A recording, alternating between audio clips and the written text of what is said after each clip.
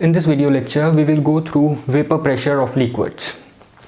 Now, vapor pressure of liquids is simply when a liquid evaporates, right? It forms vapors at the surface of liquid, right? So due to those vapors at the surface of liquid, right, a pressure is exerted by the vapors, which is known as vapor pressure, right? Now let's see how the vapor pressure is produced or created above the liquid surface at the molecular level. Suppose I have taken this container and this container is filled up with liquid, right? And we know that liquid molecules that are moving inside randomly, right? These liquid molecules, first thing, it possesses kinetic energy, right? Since they are moving, so these molecules possesses kinetic energy, right? And the second thing is these molecules attract one another, right? With we call it as intermolecular force of attraction, that is force of attraction between two molecules, right? So if we take any one molecule, this molecule is attracted by other molecules from all the sides. So the second thing is liquid molecules attract one another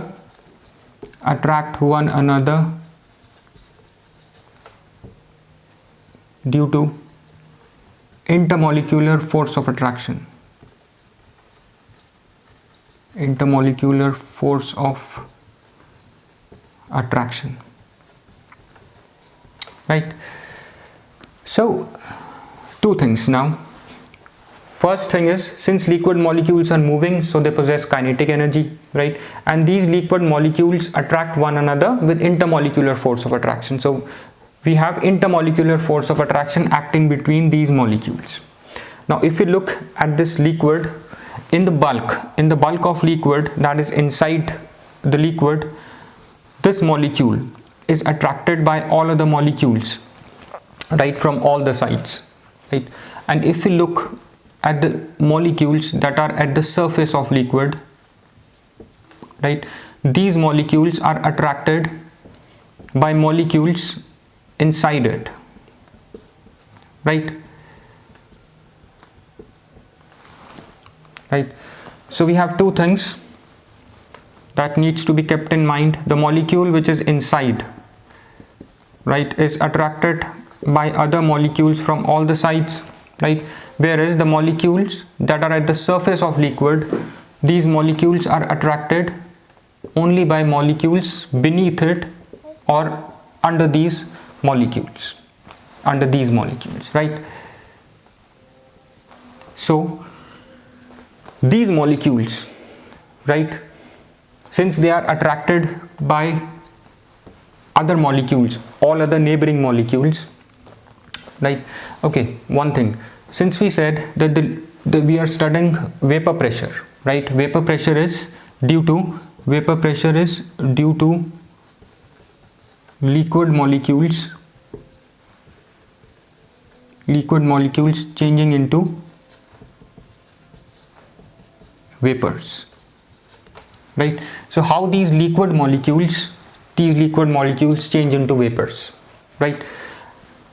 So the liquid molecules which are inside, right, they would not be able to directly go into vapor phase, right? Why? Because these molecules are attracted by other molecules due to intermolecular force of attraction, right? Whereas the molecules which are at the surface, these molecules possess intermolecular force of attraction only due to molecules that are beneath it, right? There is no intermolecular force of attraction from above these liquid molecules, right? So if we compare, the molecules which are at the surface, right, have higher tendency to escape into vapor phase, right? So liquid molecules at the surface have high tendency to escape into vapor phase, right? And since we said that liquid molecules are moving, so they possess kinetic energy, right? And all liquid molecules do not possess same kinetic energy, right? And they also are moving with different speeds, right? So these molecules possess different kinetic energies, and when they collide with one another, since they are in bulk liquid, when one molecule collide with another molecule, they transfer energy, right, from one molecule to another. So energy keeps changing, right? So the molecules, now just imagine if this molecule has to escape into the vapor phase, if it has to come out of this liquid phase, what it has to do, we know there are two things, right? First thing is these molecules are attracted. These molecules are attracted by molecules which are inside the liquid, which are beneath it, which will stop the molecules at the surface from escaping into the liquid, into the vapor phase, right? These molecules are inside the liquid, right? This molecule is at the surface of liquid, right? So this which are inside the liquid, these molecules will attract and prevent molecules escaping into vapor phase, right? Now, what is the favorable condition that these molecules escape into vapor phase, right? What should be the favorable condition? Favorable condition for molecules to escape into the vapor phase. We know that these molecules possess this intermolecular force of attraction, right? Intermolecular force of attraction. And these molecules also possess kinetic energy since they are moving, right? And when the molecules that are at the surface, right, when they possess high enough kinetic energy, right, so that they can overcome this attractive force, right, then these molecules at the surface will escape into vapor phase. I repeat, these molecules are trying to attract the molecules at the surface which have higher tendency to move into vapor phase, right? And these molecules also possess certain kinetic energy. When they move into vapor phase, then they are actually moving into vapor phase, so they possess kinetic energy, right? So the molecules at the surface that possess kinetic energy, right, so as to overcome this intermolecular force of attraction, right, only those molecules would be able to escape into vapor phase. So favorable condition should be molecules that possess enough kinetic energy so as to escape into vapor phase. So as to escape into vapor phase will change into vapors, right? So the molecules that have high enough kinetic energy, they will move into vapor phase and will form vapors, right? So for these molecules, what these molecules did, these molecules overcome intermolecular force of attraction, right, and escaped into vapor phase. So this is the favorable condition. This is important, that molecules, only those molecules that possess kinetic energy high enough so as to overcome the intermolecular force of attraction that is trying to prevent these molecules from escaping into vapor phase, right, will only enter into vapor phase, right? So liquid molecules at the surface have higher tendency to escape into vapor phase, right? That is why we say that evaporation is a surface phenomena. Evaporation is a surface phenomena because only molecules that are at the surface will escape into vapor phase, right? So it is a surface phenomena, right? So now let's just see just one thing, that liquid molecules, right? These liquid molecules are changing into vapors, right? When liquid changes into vapor, this is known as evaporation. This is known as evaporation, right? When we have enough liquid molecules that escaped into vapor phase, right? We say we have some molecules into the vapor phase. Now the molecules, right, in the vapor phase that are close to the liquid surface would be attracted back into the liquid phase, right? So these molecules have a tendency to enter back into liquid phase, right? Molecules that are close to the liquid surface would be attracted back into the liquid phase. So vapors are changing into liquid, right? Here vapors are changing into liquid. This is a reverse process, right? So liquid is changing into vapor, is your evaporation, right? And vapors that are close to the surface are changing into liquid. This is condensation, right? So we have evaporation and condensation going on in this, right? And this is a spontaneous process. This is happening itself, right? If you have placed a container of water at room temperature, so this is happening itself. This is a spontaneous process. So evaporation is caused by molecules that are entering into vapor phase. Condensation is caused by vapors that are being attracted back into liquid phase, right? So initially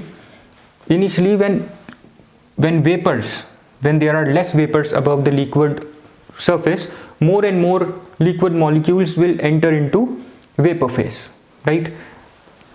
So initially rate of evaporation, we say, is higher, right? Initially rate of evaporation is high, right? And when we have too many molecules of liquid that has escaped into vapor phase, that means concentration of vapor phase has increased, right? Then some of the liquid molecules would be attracted back into the liquid phase, right? That is, condensation will start occurring, right? So initially the rate of evaporation is high and the rate of condensation is low. When concentration of vapors have increased, then condensation, then we say rate of condensation will increase, right?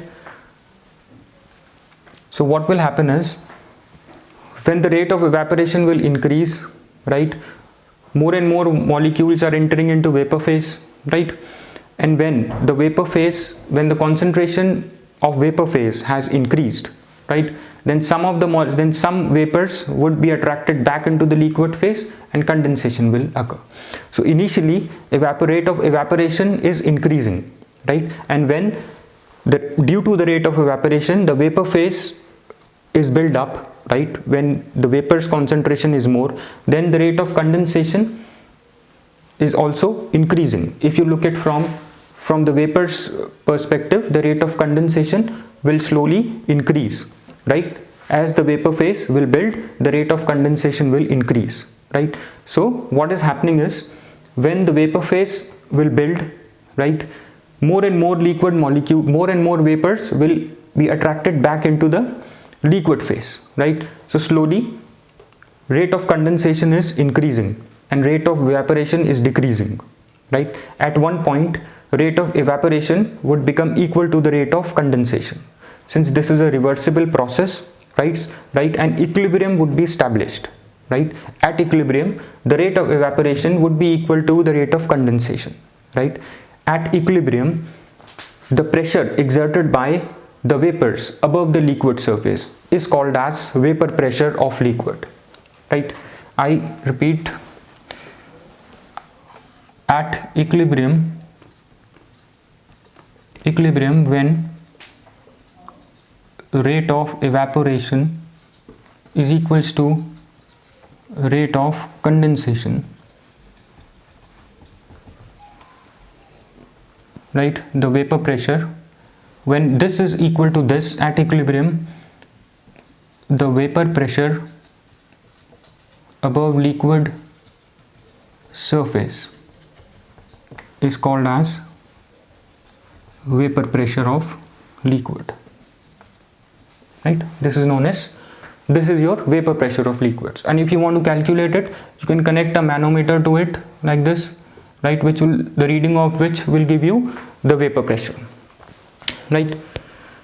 So if you look as per the gas equation, P is equals to, we know, N upon V RT, and this is N upon V is concentration, CRT. So from here, vapor pressure depends on, you can see from this equation, the vapor pressure depends on the temperature. We'll see how. So this is your vapor pressure. Now let's see the factors on which vapor pressure depends. The factors would be, first is nature of liquid. Nature of liquid, right? Now nature of liquid, we have gone through initially at the beginning of this lecture, that the liquid molecules attract one another, right? So the liquid molecules that have high intermolecular force of attraction would constitute less vapors, would constitute less vapor phase, less vapor pressure, right? Whereas molecules, liquid molecules that have less force of attraction would have higher tendency to move into vapor phase and build vapor pressure, right? So nature of liquid, we say, depends on intermolecular force of attraction, right? For example, petrol has low intermolecular force of attraction than water, right? So we say that petrol molecules would easily escape into vapor phase, and we know that petrol easily evaporates. Petrol, I mean, if you keep it at room temperature, it will evaporate. Why? Because the intermolecular force of attraction between petrol molecules is less, so it easily passes into vapor phase. Whereas if you compare water, if you keep water at room temperature, it won't evaporate that easily because the intermolecular force of attraction is high, right, between water molecules. The second is temperature. So when we talk about temperature, as per this equation, vapor pressure depends on temperature, and I said that liquid molecules possesses kinetic energy, right? And we know that kinetic energy is directly proportional to temperature. If I increase the temperature,